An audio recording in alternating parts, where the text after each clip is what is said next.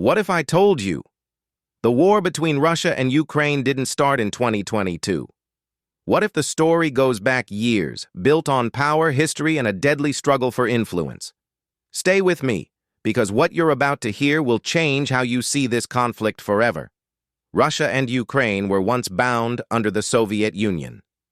When the USSR collapsed in 1991, Ukraine gained independence.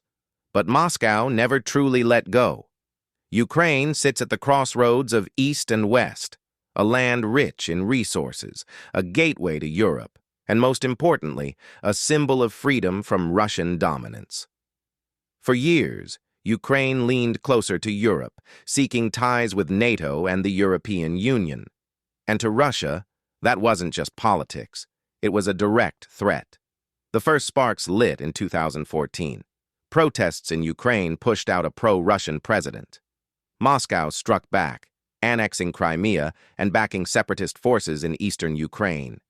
Thousands died, but the world watched as Russia carved out a piece of its neighbor. But Putin wasn't done.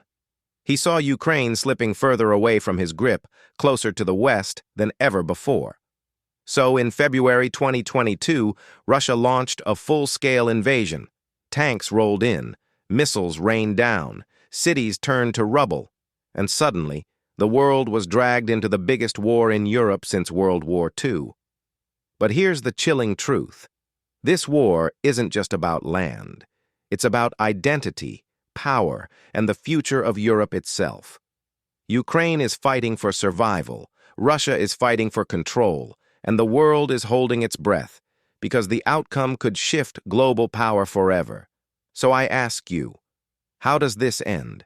Will Ukraine stand free, or will Russia tighten its iron grip once more?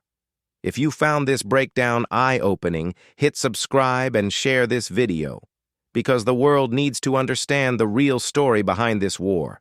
And remember, the battle you see today isn't just about borders, it's about the future, and that story is still being written.